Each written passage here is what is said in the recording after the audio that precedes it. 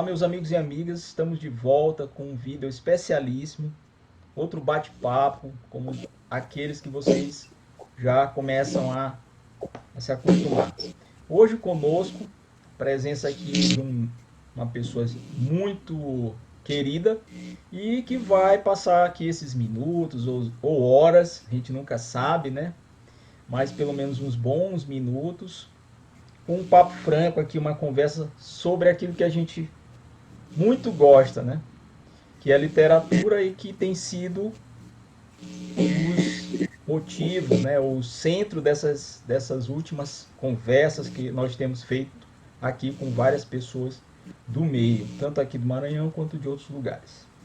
E antes disso, eu gostaria de pedir a vocês, quem não for inscrito, inscreva-se no canal, aproveite essa oportunidade, comente os vídeos que vocês gostaram, compartilhem com outros colegas, amigos, amigas que tenham interesse pelos temas, pelos assuntos abordados aqui com os nossos convidados, com os entrevistados. Divulgue a literatura, a leitura, que é esse projeto que a gente faz aqui também, né, dentro desse formato de conversa. E deixa aí seu like, né? Se gostou, assista outros vídeos, tem outros temas, outras questões aí, as mais variadas possíveis. Então, voltando aqui pro nosso convidado de hoje, nós estamos com a presença do professor José Neres, o escritor José Neres. José Neres, para quem não conhece ainda, é mestre em educação pela Universidade Católica de Brasília, é doutor em meio ambiente e desenvolvimento regional pela Uniderp, é professor da Faculdade Pitágoras, dentre outras escolas, outros colégios, e tem experiência na área de letras e educação com ênfase em literatura. E é membro da Academia Maranhense de Letras, ocupante da cadeira número 36 daquela casa. Professor Neres, muito boa noite e seja bem-vindo aqui. Rogério, eu que agradeço por esse convite tão amável para falar sobre aquilo que é uma de nossas paixões, que é a literatura. Nesse mundo, você sabe que nós, há mais ou menos 3 meses, nós dormimos no mundo normal e acordamos praticamente num filme de ficção científica. Então, aquele bate-papo que nós tínhamos cara a cara, hoje é algo raro e nós temos a oportunidade de ser mediado por essa tecnologia. Então, agradeço o seu convite, vamos ter nosso bate-papo. Já me inscrevi no seu canal, não esqueça, estou inscrito, já assisti a diversos vídeos. Muito obrigado, agradeço. O que tem qualidade, o que tem conteúdo, nós devemos seguir. Com certeza. Os outros a gente vê só para se divertir. Agora a gente segue exatamente aquilo que vai nos trazer algo edificante, algo que vai nos ensinar, e seus bate-papos aqui com os colegas, sempre algo enriquecedor. Eu espero que fique à altura do seu canal e não faça algo que as pessoas, depois da entrevista minha, comecem a sair só zangado. Com certeza isso não vai acontecer. Professor Neres, além do que eu já falei aqui, para quem está assistindo, quem vai assistir, né, esse registro aqui desse bate-papo, o professor Neres também está nas redes sociais, ele tem vários sites, vários blogs, não é de hoje, já de um bom tempo.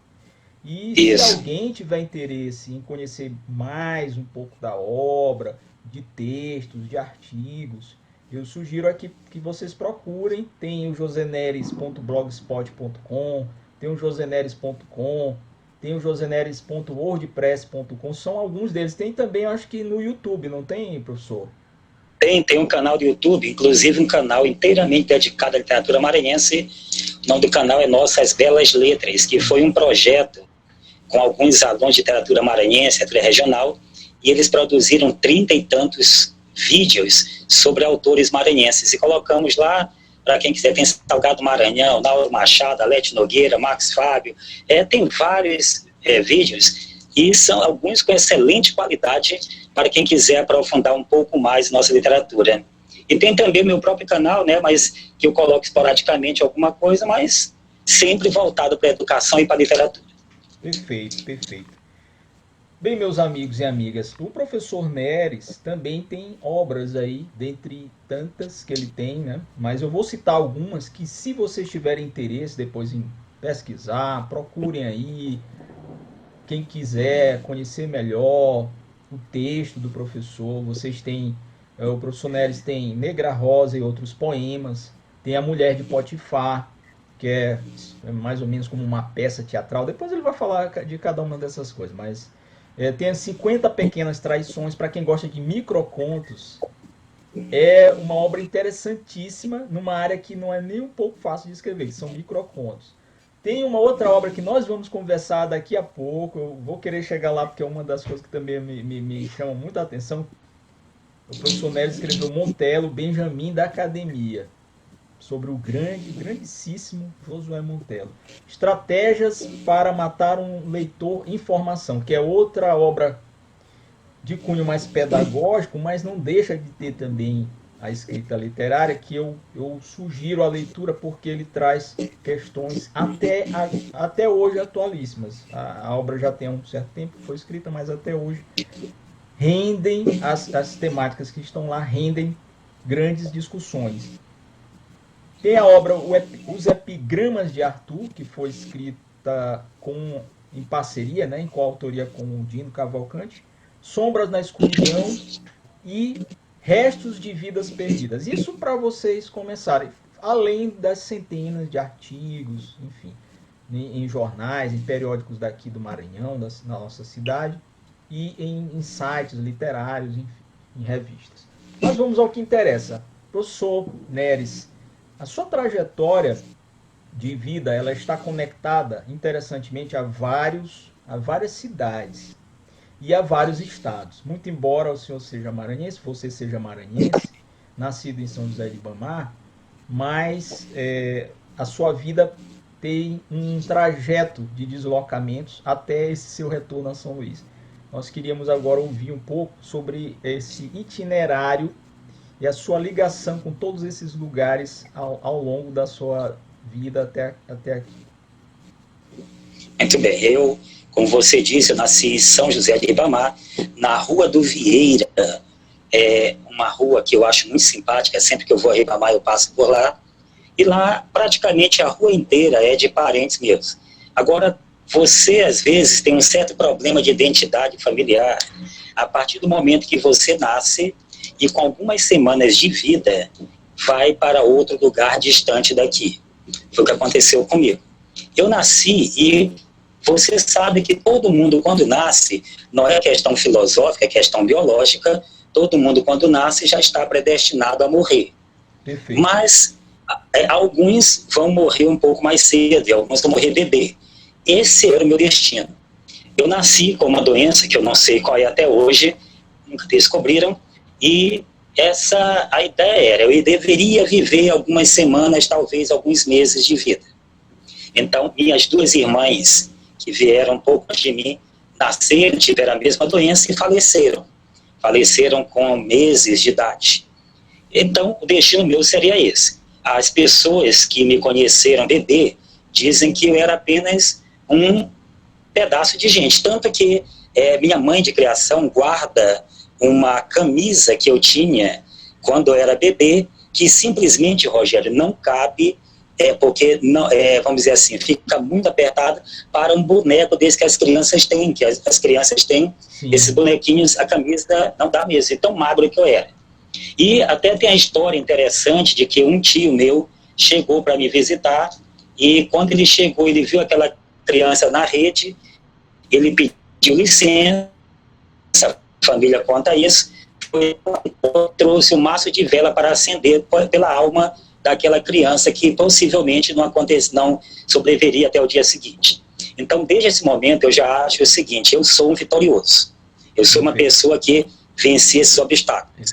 E não fui criada por meus pais, meu pai e minha mãe biológicos. Eu fui criada por uma tia que completou agora, recentemente, há 2 semanas, 91 aninhos de idade. Olha, e que está mais saudável do que eu e você juntos aqui, que ele está muito bem. Imagina. Consegue costurar consegue costurar e colocar a linha na agulha sem óculos. Nossa. E não tem Nós que ficar precisamos de cabelo branco. óculos, né? Nós precisamos de óculos e ainda erramos o furo. Então é uma maravilha. Então ela me criou com meu padrinho, e assim que eu nasci, como eu falei, fui dado para eles por falta de condição também de meu pai. Meu pai era pescador, minha mãe era uma professora leiga, aquelas professoras antigas, né, que eram alfabetizadas e logo depois recebiam a titulação de professora para trabalhar alfabetizando. Então eu fui para Brasília, garoto, lembrando que na década de 70 Brasília era uma mina de ouro para os nordestinos, então fui para lá. Lá eu comecei a estudar. Em 70 Brasília tinha poucos anos de fundada, né, professor? Pouquíssimos, né? Eu nasci em 70 e cheguei lá acho que em 71. Brasília estava com 11 anos de idade, naquele tempo ainda que era um bebezinho ainda para uma cidade. Uma cidade bebê. E aí nós fomos morar na cidade satélite chamada de Gama, uma cidade interessante, e lá eu comecei a estudar, como quase todo mundo na época, aos 6 para 7 anos de idade. Porque na minha época, Rogério, você é bem mais jovem do que eu, mas na minha época nós começávamos a ir para a escola com 6, 7 anos, dependendo do mês em que nós nascemos. Como eu sou de fevereiro, eu fui no começo de 7 anos de idade e fui para o Centro de Ensino número 2, no Gama. Lá foi interessante porque eu fui alfabetizado já com literatura. Eu até conto isso em um texto na internet, que eu fui alfabetizado lendo Mário Quintana, Ferreira Goulart, lendo Lei do Ivo. Isso era muito interessante. Eu não passei pela fase do beabá, beebé, beibi, não. Sim. Nós líamos poemas em sala de aula. A professora tinha um método bem interessante, ela lia o poema em voz alta, e depois nós íamos acompanhando e nos acostumando com as letras, as imagens, com os sons. Então foi maravilhoso começar a estudar dessa forma. E na minha sala de aula também, na minha escola, nós tínhamos um ritual. Eu tenho a impressão que era na quarta-feira ou sexta, porque quando você é criança não se tem muita essa noção dos dias tempo, da semana. Ou era quarta ou sexta, nós levávamos de casa uma almofada. E essa almofada servia para quê? Para nós sentarmos e começarmos a assistir no final da tarde, final do período letivo. Depois do intervalo, assistíamos ao Sítio do Pica-Pau Amarelo. E eu me encantava do mágico. Você imagina o efeito disso numa criança? Uma criança que está sendo alfabetizada, está entrando no mundo das letras, não sabe ainda praticamente nada. Mas está aprendendo e já começa a aprender com Lei do Ivo, com Ferreira Goulart, com Mário Quintana, Cecília Meirelles e assim por diante. Então isso teve um reflexo, eu tinha que amar a literatura.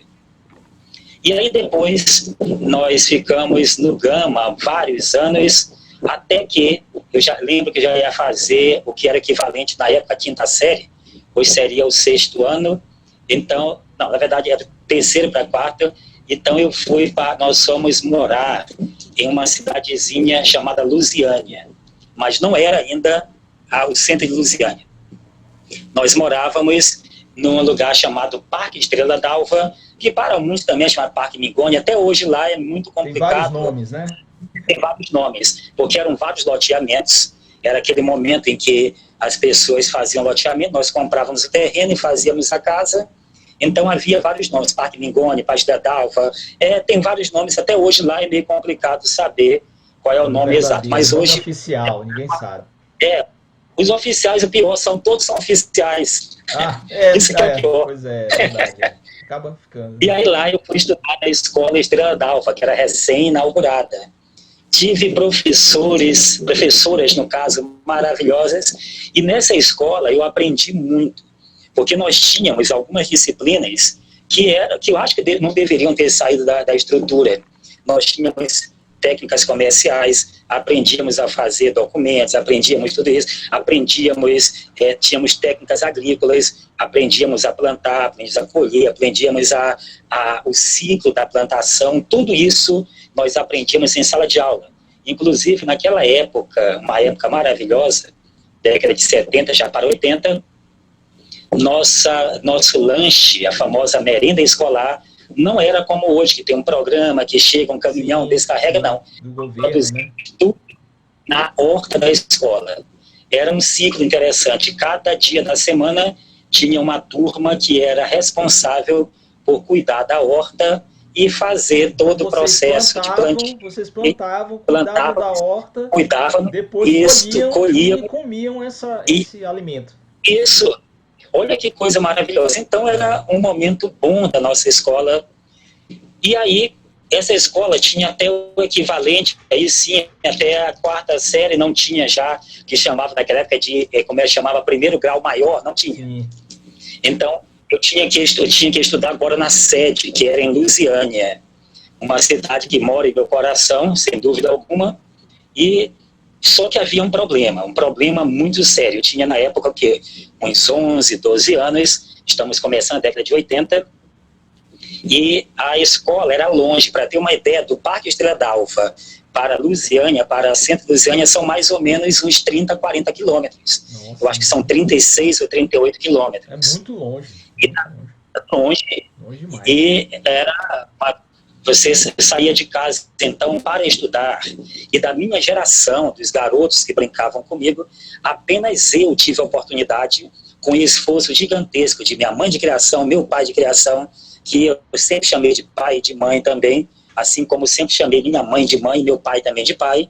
Não fiz distinção entre isso.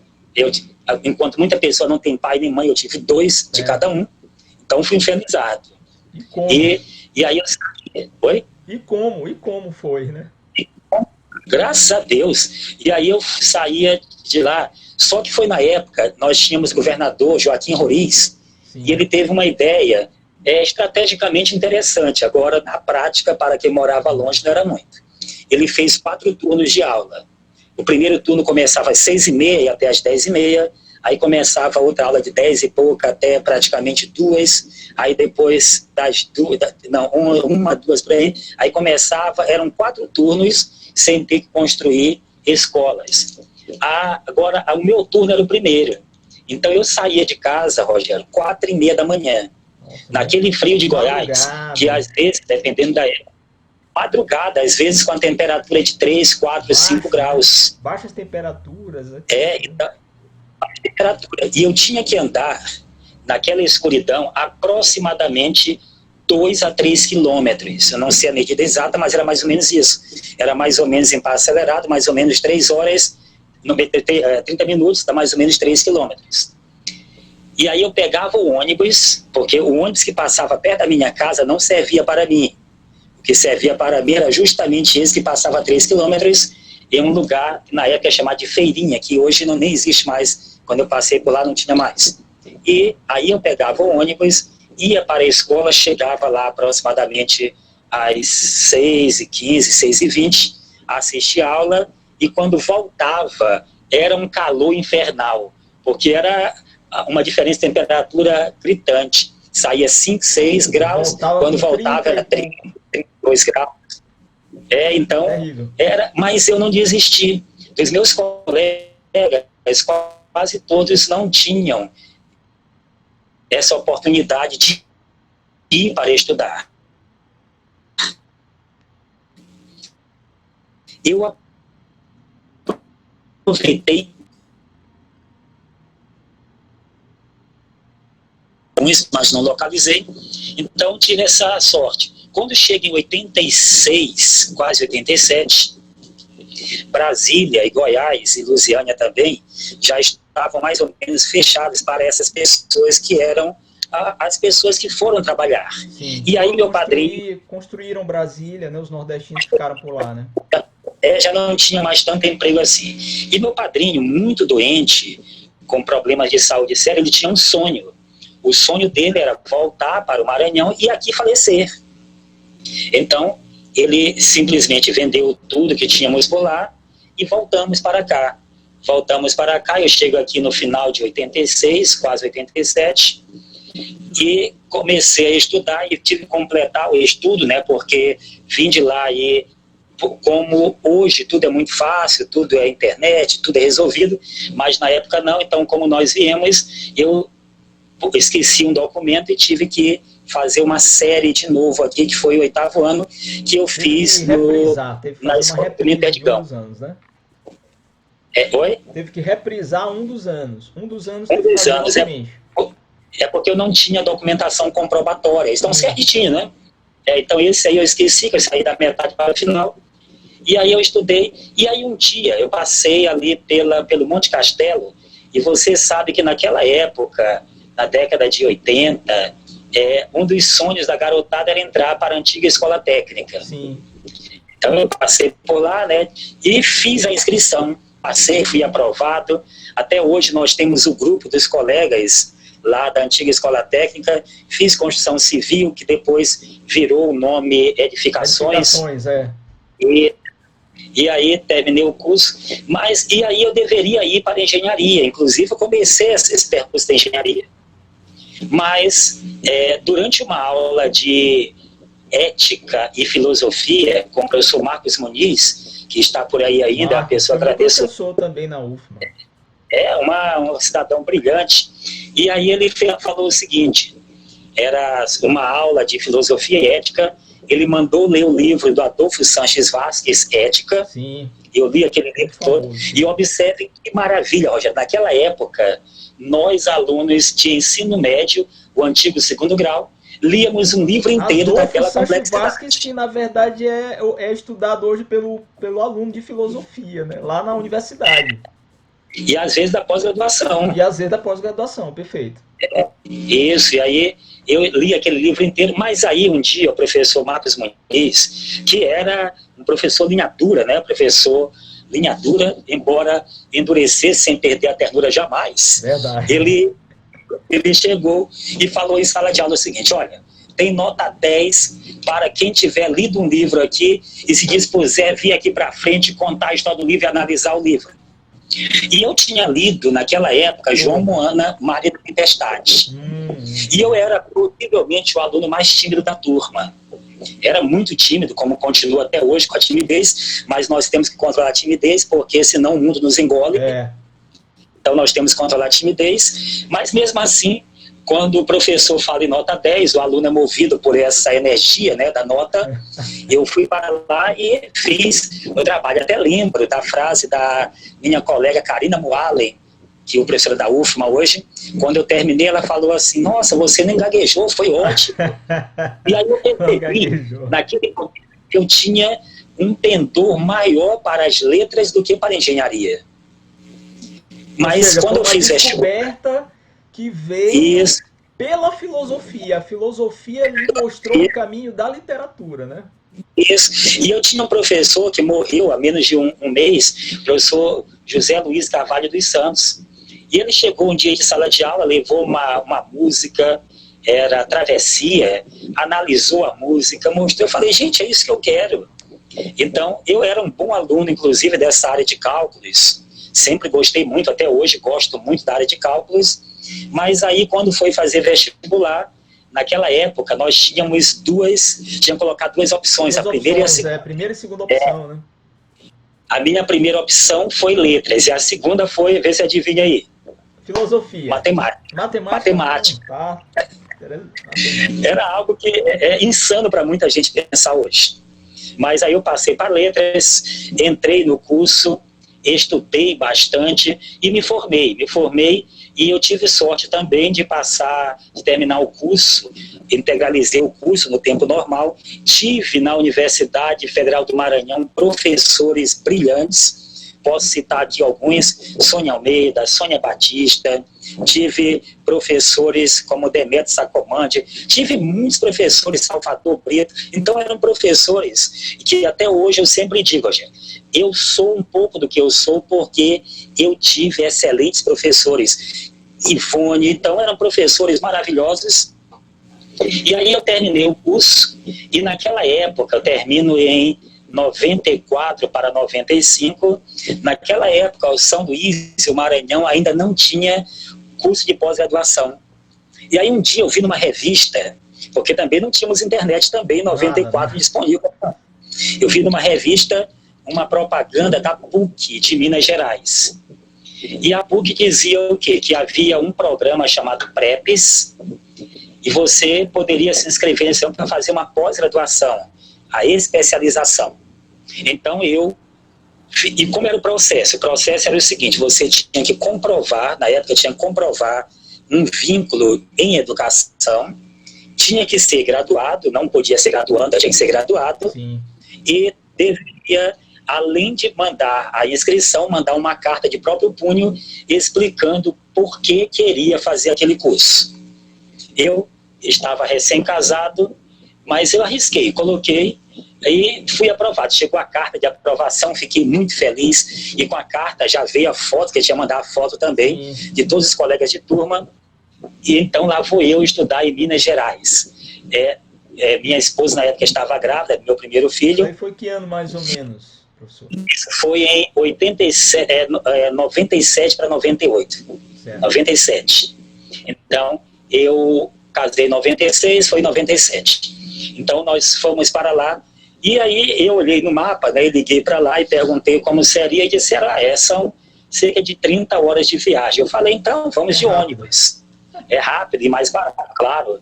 Mas não me explicaram, as 30 horas era de viagem realmente, mas que ficávamos 6 horas em Teresina, depois ficávamos mais 8 horas em Feira de Santana, para conseguir chegar lá quase 3 dias depois. 3 dias, geralmente 72 horas de ônibus daqui de São Luís. Foi uma aventura maravilhosa,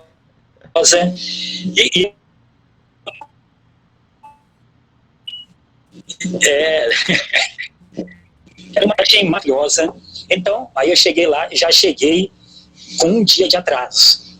E lá havia um certo radicalismo, eu também sou muito pontual, sempre fui muito pontual. Estudei em colégio que era metade militar, metade religioso. Então, 2 categorias que são bem rigorosas com horários. E eu cheguei lá, e aí tinha que fazer um trabalho para recuperar a aula, tudo bem. Encontrei professores brilhantes nessa instituição, e a cada 6 meses íamos para lá e ficávamos 2 semanas assistindo aula. Imagine só que coisa fantástica, 2 semanas de imersão em literatura.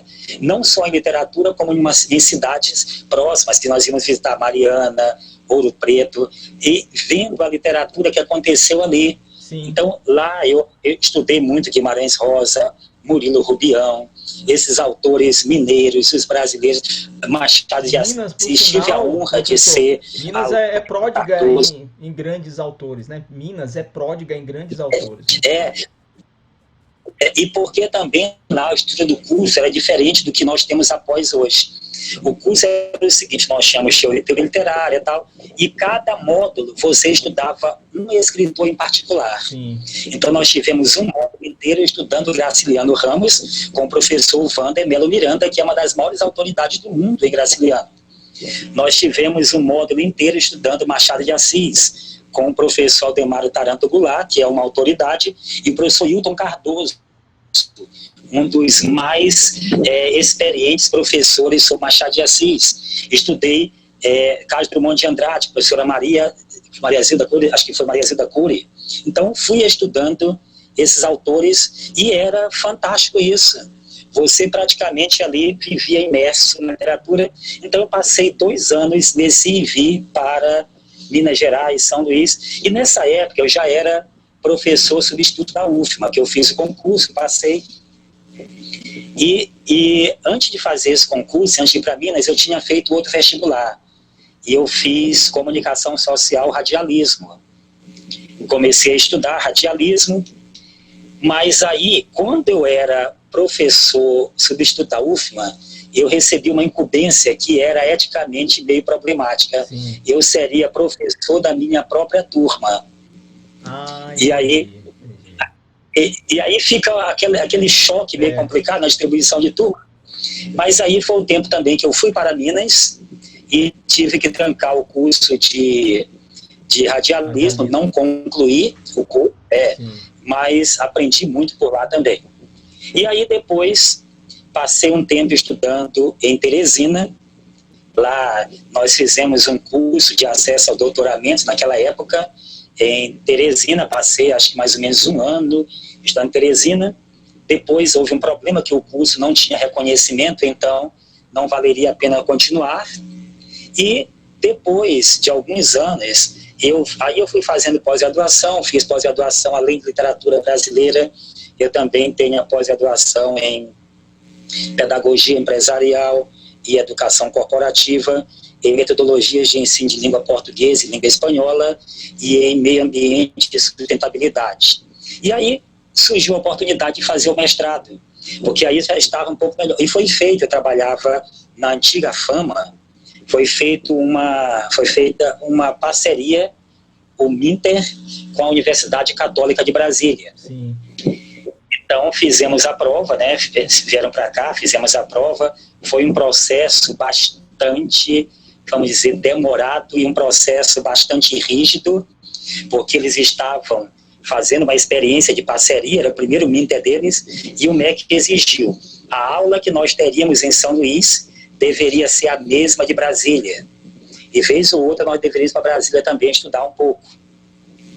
E aí nós estudávamos, estudei bastante, tive professores maravilhosos, o professor Calimã, que eu até fiz um texto sobre ele, até hoje ele comenta isso, que o texto que eu falo aqui com o professor Jairo Calimã é o pai da pedagogia empresária, a pedagogia social no Brasil.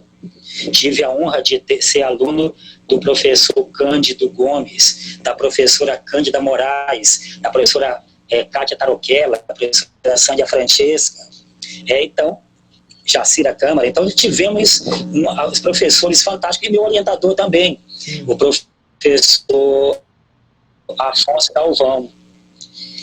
E aí, terminamos, eu fiz uma dissertação de mestrado, foi defendido, e aí entra de novo o meu lado da matemática, porque a minha dissertação de mestrado, quem quiser pode pegar, ela tem 30 e tantas tabelas de estatística. É matemática praticamente pura.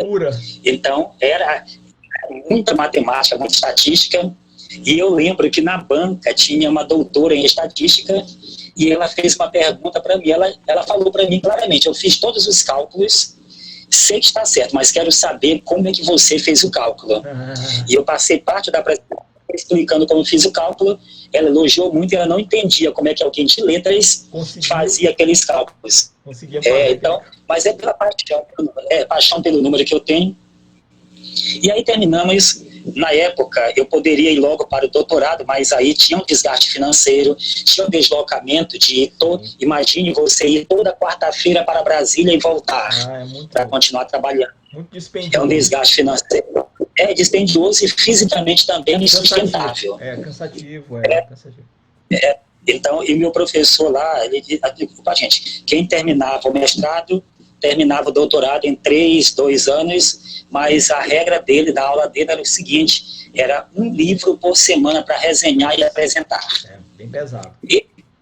Pesado, e também tinha questão financeira, deslocamento, então excluiu um pouco, e anos depois surgiu a oportunidade de fazer o doutorado, só que agora foi em Meio Ambiente e Desenvolvimento Regional. E esse lá em Campo Grande. O processo também foi um processo bastante rígido, uma prova, ou melhor, várias provas, e tínhamos que fazer o resto da prova lá em Campo Grande.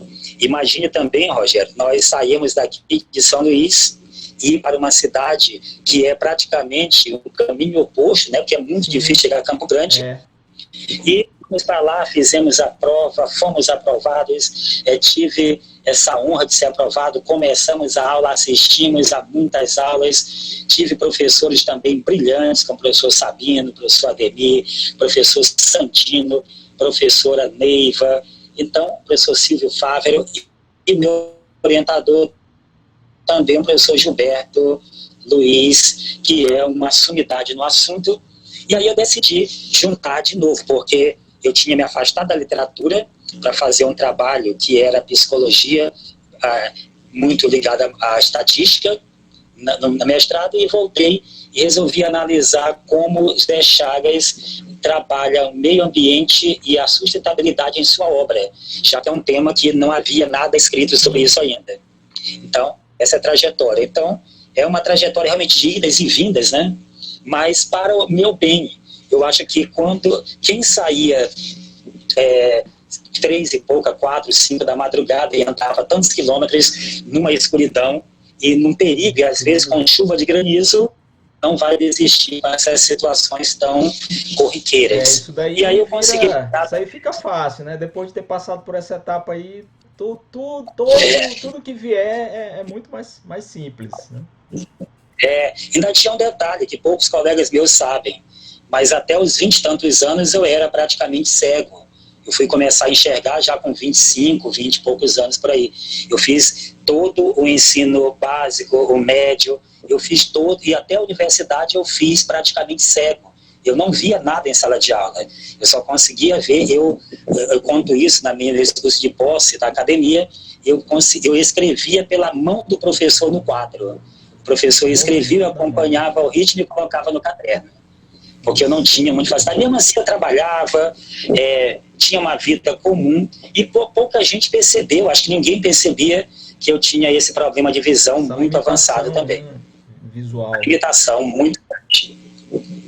Então, acho que eu fiz um pouquinho da trajetória aí que você pediu. Total.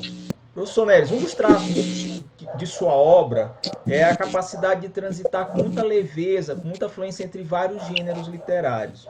Outra coisa que me chama a atenção também é que há uma marca presente nos seus escritos de um humanismo muito claro, pelo menos para mim, quando leio, que também perpassa seus textos. Quais foram os referenciais que você teve para a construção dessas características que você levou para a escritura, para seu modo de escrever em vários gêneros, já que você não é um escritor só de um gênero, né?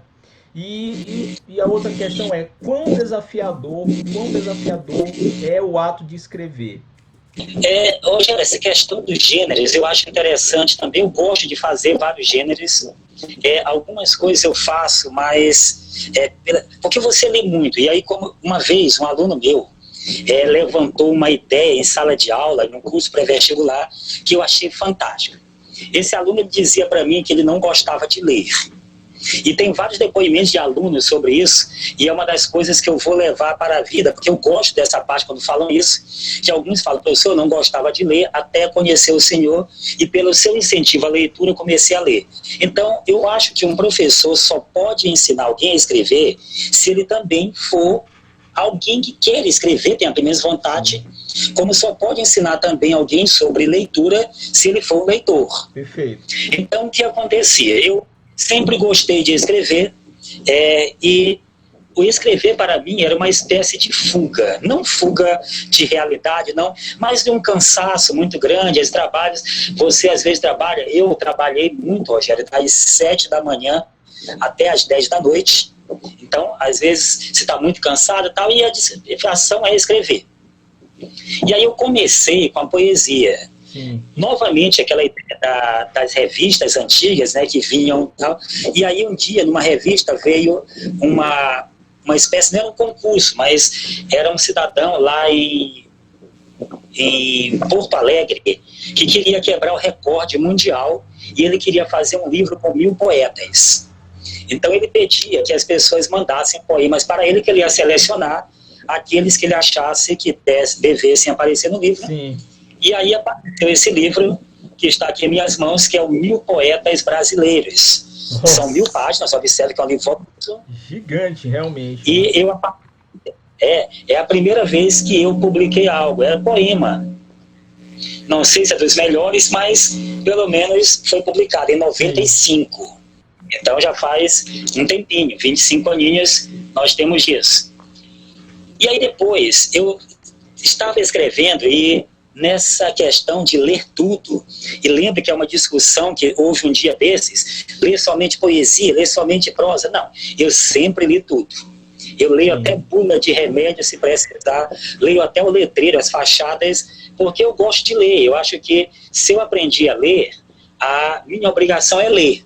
Claro. Então eu leio, gosto de ler, e aí uma vez caíram em minhas mãos alguns escritores. Um deles já falei, que é o Ferreira Goulart, o Quintana, mas depois eu aqui no Maranhão, eu comecei a tentar me adaptar ao Maranhão, porque você chega aqui já quase adulto e readaptar-se é difícil. Sim, e aí eu comecei a estudar a nossa literatura, a nossa cultura, a nossa arte. E aí, antes de continuar a tua pergunta, eu tive a sorte de ter na escola técnica um professor, a quem eu sempre mando um grande abraço, que é o professor Miguel Veiga. E o Miguel Veiga, que hoje é um artista respeitado. Artista plástico, mas né? na época Um grande artista plástico. Grande fotógrafo e tal, e um grande professor. Sim. E aí ele passou um trabalho para a turma sobre cultura maranhense, cacuriá, bumba meu boi, tal, aquela coisa. E o que foi que eu fiz? Eu comecei a pesquisar. E aí eu comecei a pesquisar e escrevi os 4 trabalhos. Ele pediu para entregar um, eu entreguei os 4 trabalhos que ele passou, que eu achei tão interessante aquilo. E nessa busca eu fui aprendendo um pouquinho sobre a nossa cultura. E aí, voltando para a escrita, eu escrevi poesia, escrevi teatro, escrevi contos, vou escrever um dia um romance, escrevi também a parte mais de artigos, tanto artigo de opinião como artigo científico, obras de análise, obras sobre educação. Crítica, então, apresentação, porque eu acho que prefácio. Prefácio, pós-fácio, orelha. Eu acho que quando alguém pede a orelha, e esse é o assunto que eu toco daqui a pouco, vou tocar logo nesse assunto. Sim, eu acho que nós que estamos chegando a ter um certo já passo acima, nós não estamos superiores a ninguém, mas já temos uma caminhada. Eu acho que nós podemos e devemos estender a mão para quem está começando. Quando eu comecei a escrever, Rogério, eu não tive apoio de ninguém. Eu não tive apoio de ninguém.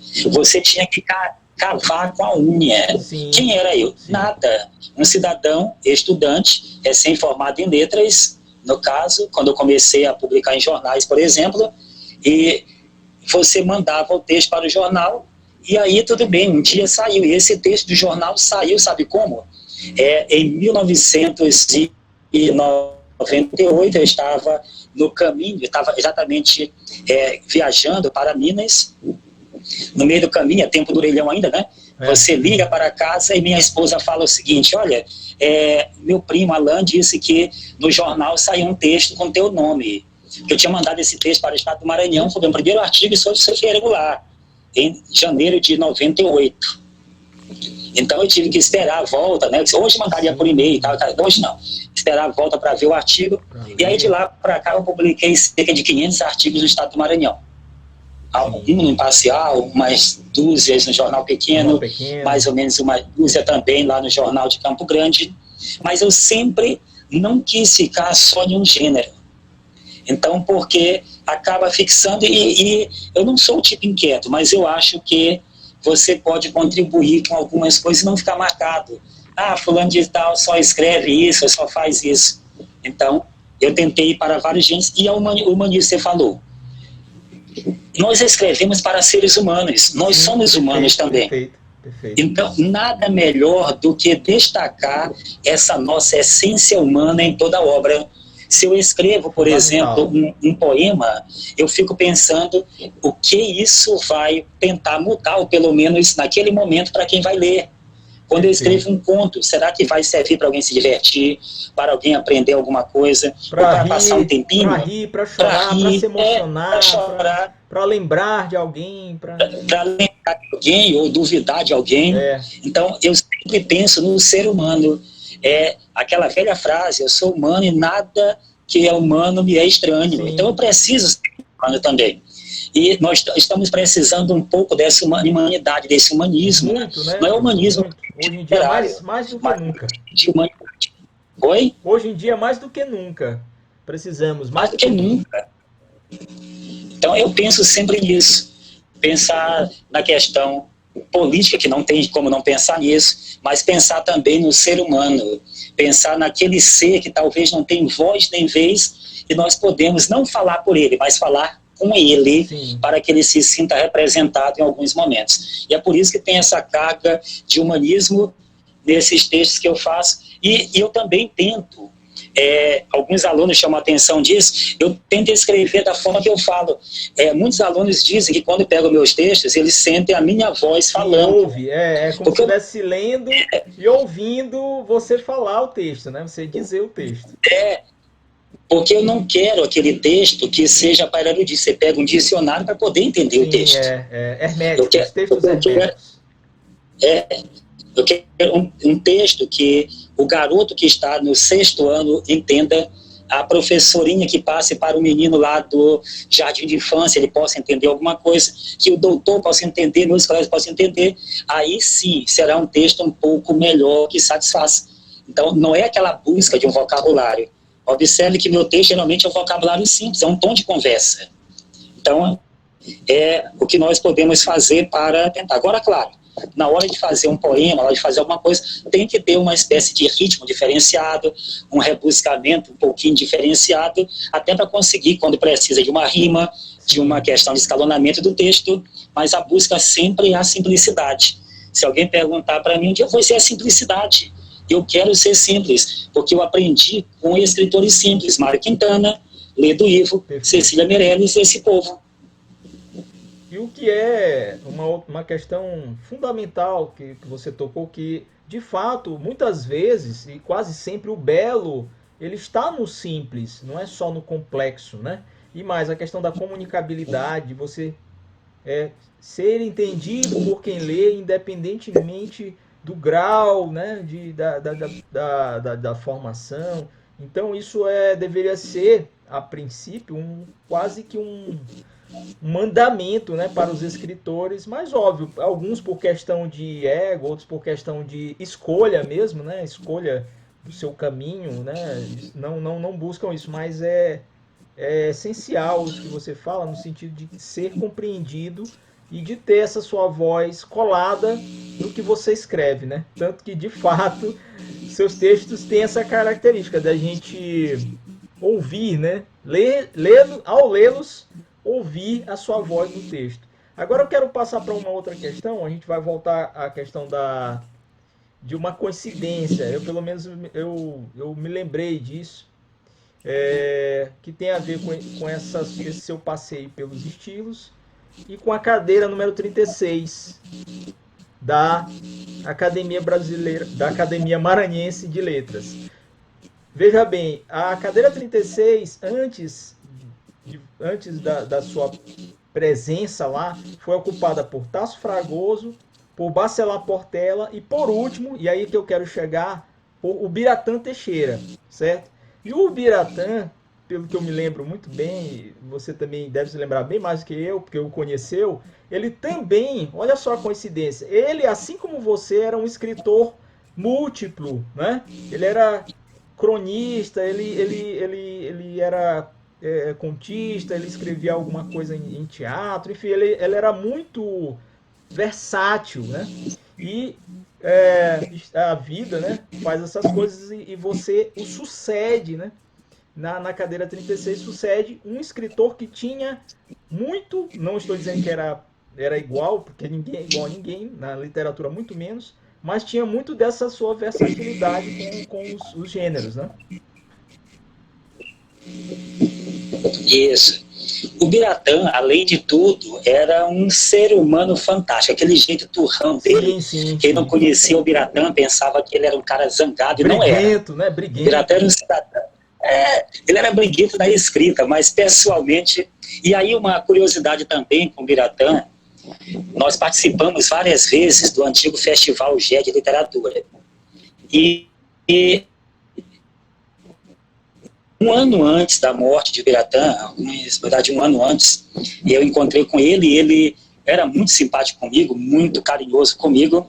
Várias vezes ele me citava nas suas crônicas, como novo nome que ia aparecer, tá? E aí ele foi conversar comigo, foi interessante isso.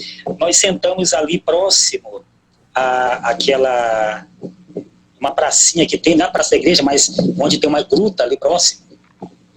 E ele começou a conversar comigo e naquele dia ele falou de toda a sua trajetória na academia, inclusive seus textos, como ele escreveu o dicionário do teatro dele. Ele foi conversando, nós passamos mais de 2 horas conversando. E ele falou assim para mim o seguinte: olha, quando você for candidato, pode contar, eu voto em você. Eu gosto muito do seu trabalho e eu votarei em você. E depois nós tínhamos encontrado também na academia recebendo um prêmio, já isso foi bem antes, recebendo um prêmio em 2012, e a medalha João Francisco Lisboa. Inclusive eu já vi essa foto, que ele tem uma foto sua com ele nesse dia, né?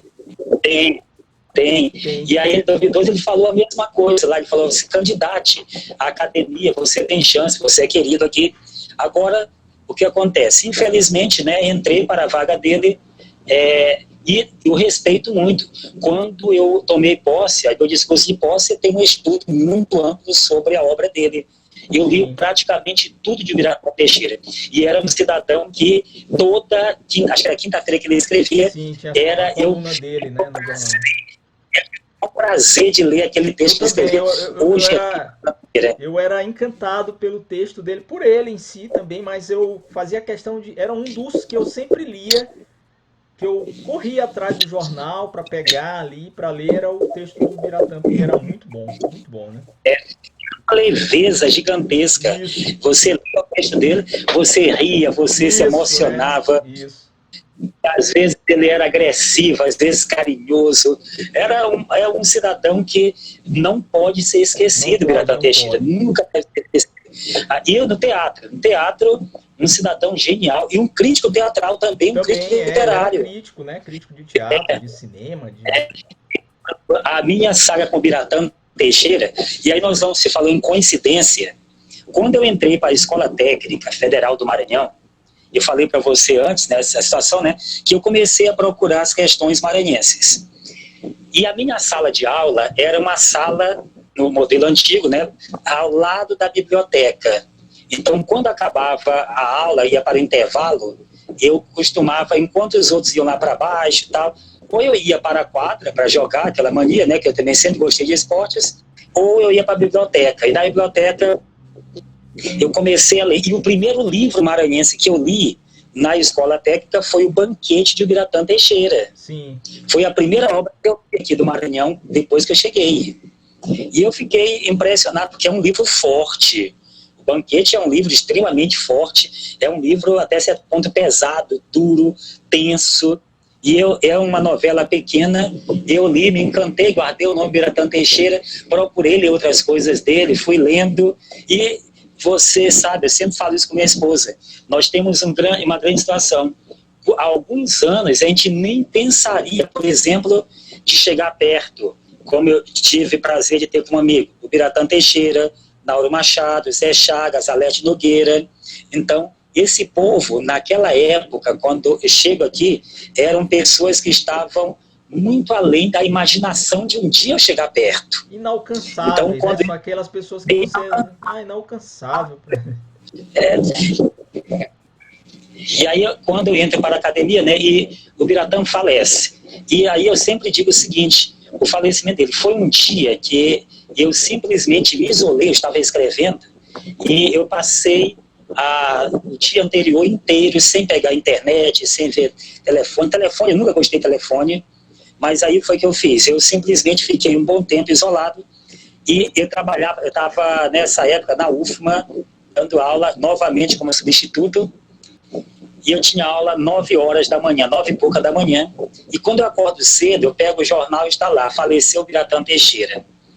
E aí eu fiquei triste, mas eu passei na academia primeiro, fui lá, estava lá o velório, não era a intenção de pedir voto, não pedi voto para ninguém, eu simplesmente cheguei lá, cumprimentei todo mundo, e a academia, ela tem uma mania que as pessoas não sabem, que, como disse Félix Alberto Lima, primeiro a academia chama você, depois talvez você entre para a academia. E eu sempre frequentei aquele ambiente de maneira praticamente anônima, chegava lá, assistia as palestras e timidamente, né, acabando, ia embora, não era também de ficar pedindo autógrafo, porque eu sou tímido, como já falei isso, e aí quando eu chego lá, um acadêmico fala comigo, fala assim, olha, você tem chance de ser eleito nessa vaga. Eu nem esperava mesmo, mas aguarde um pouco, porque vamos ver quem vai se inscrever primeiro. Aí eu fui para a universidade, cheguei lá na minha sala, e naquela época, na minha turma da UFMA, eu tinha a espantosa quantidade de uma aluna, que é a Rosana, para quem eu sempre mando um grande abraço, era a única aluna que eu tinha. Um dia eu explico por que ela era a minha única aluna nessa sala, e aí ela demorou um pouco a chegar, que ela morava longe, e eu peguei, abri o computador e escrevi um texto em homenagem ao Biratã. Aproveitou um texto ali que aquele eu... momento, né, enquanto o aluno não chegava para escrever. Foi. E foi instantaneamente. Ele morreu, eu fui para o velório dele, fiquei pouco tempo lá, fui para a UFMA e escrevi o texto. Eu tenho facilidade de escrever um pouco mais rápido, e eu escrevi um texto em forma de peça teatral. Esse texto está na minha posse também, que aí tem um primeiro ato, o nascimento dele, segundo ato e tal, até o ato final, quando fecham as cortinas, que é a morte dele. Mandei para o jornal, publicou, e dias depois, o então presidente da academia ligou para mim e perguntou se eu ia me inscrever. Eu falei, não sei. Ele falou, não, aqui as pessoas têm o maior carinho por você. E aí, para mim, foi surpresa também, porque eu já tinha feito uma inscrição antes, contra aquela que você faz a inscrição de teimoso, né, porque você tem chance nenhuma.